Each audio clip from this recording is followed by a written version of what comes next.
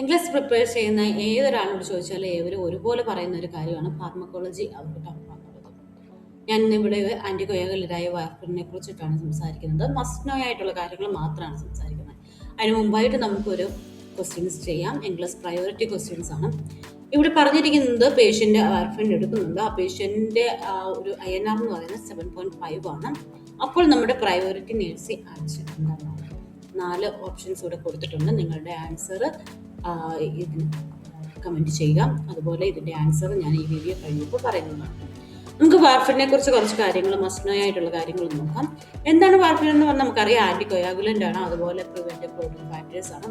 Vitamin cake against ആയിട്ടാണ് ഇത് പ്രവർത്തിക്കുന്നത്. വാർഫറിൻ എന്ന് പറയുമ്പോൾ തന്നെ 3 കാര്യങ്ങൾ ഓർത്തിരുന്നാൽ തന്നെ നമുക്ക് വളരെ നന്നായിട്ട് ആൻസർ എഴുതാൻ കഴിയും. ഒന്നാമതായി ഓർക്കേണ്ട വൈറ്റമിൻ കെ, രണ്ടാമതായിട്ട് ഓർക്കേണ്ടത് ലിവർ, ആൻഡ് മൂന്നാമതായിട്ട് ഓർക്കേണ്ട വാർഫറിൻ INR ആണ്. നോർമൽ INR, ഒരു നോർമൽ മനുഷ്യൻ്റെ INR എന്ന് പറയുന്നത് നമുക്കറിയാം 0.2 1.2 ആണ്. എന്നാൽ തെറാപ്യൂട്ടിക് ആയിട്ടുള്ള ഒരു INRന്റെ എന്ന് പറയുന്നത് 2 to 3 ആണ്. എന്നാൽ ഹൈ റിസ്ക് ആയിട്ടുള്ള മെക്കാനിക്കൽ വാൾവ്, ഹാർട്ട് വാൾവ് ഉള്ളവരുടെ എബോവ് 3 ആണ്. ഈ ഒരു കാര്യം മസ്റ്റ് ആയിട്ട് നമ്മൾ അറിഞ്ഞിരിക്കേണ്ടത് അത്യാവശ്യമാണ്. നമുക്ക് കേസ് സ്റ്റഡിയിലൊക്കെ മെയിനായിട്ട് ഈ ഒരു ഓപ്ഷൻസ് വരാറുണ്ട്. പിന്നെ രണ്ടാമത് നമ്മൾ അറിഞ്ഞിരിക്കേണ്ടത് അതിൻ്റെ സൈഡ് എഫക്ട്സ് ആണ്. നമുക്കറിയാം, ആൻറ്റിപ്ലേറ്റ്ലെറ്റ്സ് ആയാലും അല്ലെങ്കിൽ കോയാഗുലൻ്റ് ആയാലും ഇങ്ങനെയുള്ളവർക്ക് ബ്ലീഡിങ് ഒരു നോർമൽ കോംപ്ലിക്കേഷൻസ് ആണ്. കൂടുതലായിട്ട് അറിഞ്ഞിരിക്കേണ്ട ഹെപ്പറ്റോക്സിക് ആണെന്നുള്ളതാണ്. ലിവർ സംബന്ധമായ പ്രശ്നങ്ങൾ, പ്രത്യേകിച്ച് നമുക്ക് കേസ് സ്റ്റഡിയിലൊക്കെ പ്രധാനമായിട്ടും അതിൻ്റെ ലിവർ ഫങ്ഷൻ്റെ ടെസ്റ്റുകളുടെ അബ്നോർമൽ ടെസ്റ്റ് റിസൾട്ടുകളൊക്കെ തരും. അപ്പോൾ ആ കാര്യങ്ങൾ നോക്കിയിട്ട് നമുക്ക് മനസ്സിലാക്കാൻ എളുപ്പമാണ് ഹെപ്പറ്റോക്സിക് എന്നുള്ളത്. മൂന്നാമതായിട്ടുള്ളത് ജോണ്ടീസ് ആയിട്ടുള്ള കാര്യങ്ങൾ. അപ്പം ഈ പേഷ്യൻറ്റ് ചിലപ്പോൾ ഒരു യെല്ലോയിഷ് കളർ എന്നൊക്കെ പറയുള്ളൂ, പക്ഷേ വാർഫറിൻ എടുക്കുന്ന പേഷ്യൻ്റ് ആണെങ്കിൽ ആ യെല്ലോയിഷ് കളർ എന്ന് പറയുന്നത് ഒരു പ്രയോറിറ്റി ഉള്ള കാര്യം തന്നെയാണ്. അടുത്തതായിട്ട് നമ്മൾ അറിഞ്ഞിരിക്കേണ്ടത് കോൺട്രാഇൻഡിക്കേഷൻസ് ആണ്. മസ്റ്റായിട്ട് പ്രഗ്നൻസി ആയിട്ടുള്ള ആൾക്കാർ ഇത് എടുക്കാൻ പാടില്ല, കാരണം പെട്രോജനിക്കാണ്. ചൈൽഡ്ഹുഡ് പ്രശ്നങ്ങൾ ഉണ്ടാകുന്ന പ്രശ്നങ്ങളാണ്. അതുകൊണ്ട് നമുക്ക് ഈ ഒരു മെഡിക്കേഷൻസ് എടുക്കാൻ പാടില്ല. രണ്ടാമതായിട്ട് ത്രോംബോസൈറ്റോപീനിയ ഉള്ളവർക്ക് ഇത് ഒരിക്കലും എടുക്കാൻ പാടില്ല. Vitamin K deficiency, liver disorders ഇങ്ങനെയുള്ളവർ എടുക്കാൻ പാടില്ല. ഇനി ആദ്യം പറഞ്ഞ പോലെ വൈറ്റമിൻ കെ വളരെ ഇമ്പോർട്ടൻ്റ് ആണ്, കാരണം ഇതിൻ്റെ ആൻറ്റിഡോട്ട് എന്ന് പറയുന്നത് വൈറ്റമിൻ കെ ആണ്. പക്ഷേ എന്ന് വെച്ചാൽ വൈറ്റമിൻ കെ കൂടിയാലും കുറഞ്ഞാലും പ്രശ്നമാണ്. സിവിയർ ബ്ലീഡിങ്ങിനോ അല്ലെങ്കിൽ ഹൈ ക്ലോട്ടിങ്ങിന് റിസ്കിനും പ്രത്യേകതയുണ്ട്. അതുകൊണ്ട് തന്നെ അതിൻ്റെ കൺസിസ്റ്റൻസി മെയിൻറ്റെയിൻ ചെയ്യുക എന്നുള്ളതാണ് ഇമ്പോർട്ടൻറ്റ്. പലപ്പോഴും പലർക്കും തെറ്റുന്ന ഒരു ക്വസ്റ്റ്യനും ഇത് തന്നെയാണ്.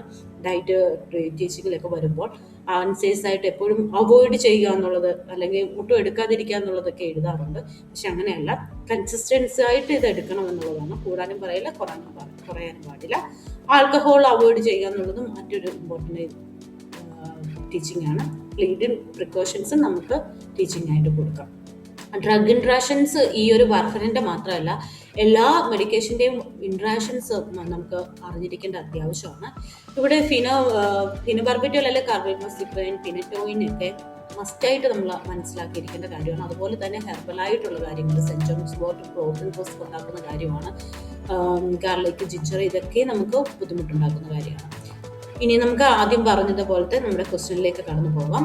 ക്വസ്റ്റ്യൻസ് എല്ലാവർക്കും അതിൻ്റെ ആൻസർ അറിയാം, എന്നിരുന്നാൽ പോലും നമുക്ക് നോക്കാം. ഇതിൻ്റെ അകത്ത് ആദ്യത്തെ ഒരു ഓപ്ഷനായിട്ട് തന്നിരുന്നത് hold the dose warfarin and notified provided, administer oral vitamin K as provided, assess the patient of signs of bleeding.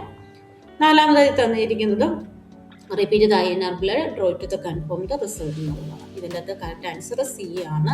കാര്യം എന്താണെന്ന് ചോദിച്ചാൽ, ആക്സസ് ദ പേഷ്യൻ്റ് എന്ന് പറയുന്നത് ബ്ലീഡിങ് ഉണ്ടോയെന്ന്, സൈൻസ് ഉണ്ടോ എന്ന് നോക്കേണ്ടത് വളരെ ഇമ്പോർട്ടൻ്റ് ആണ്. കാരണം ഇതൊരു കോംപ്ലിക്കേഷനാണ്. വാർഫറിൻ്റെ ഒരു കോംപ്ലിക്കേഷനാണ് ബ്ലീഡിങ് എന്ന് പറയുന്നത്. അപ്പോൾ ആദ്യം കോംപ്ലിക്കേഷൻ ഉണ്ടോ എന്നുള്ളതാണ് നമ്മൾ INR ഹൈ ആണ്, അതുകൊണ്ട് തന്നെ ബ്ലീഡിങ് കോംപ്ലിക്കേഷൻ മസ്റ്റായിട്ട് നമ്മൾ നോക്കിയിരിക്കണം.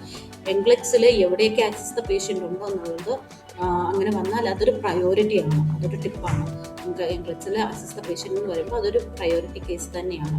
ആദ്യം കോംപ്ലിക്കേഷൻസ് നോക്കിയിട്ട് വേണം നമുക്ക് അതിൻ്റെ ഒരു ആക്ഷൻ എടുക്കാൻ. അപ്പോൾ ഈ വീഡിയോ എല്ലാവർക്കും മനസ്സിലായി എന്ന് വിശ്വസിക്കുന്നു. കൂടുതൽ വീഡിയോസിനായിട്ട് ഫോളോ ചെയ്യുക, ഇഷ്ടപ്പെട്ട് ലൈക്ക് ചെയ്യുക, നിങ്ങളുടെ കമൻറ്റുകൾ അറിയിക്കുക. Thank you.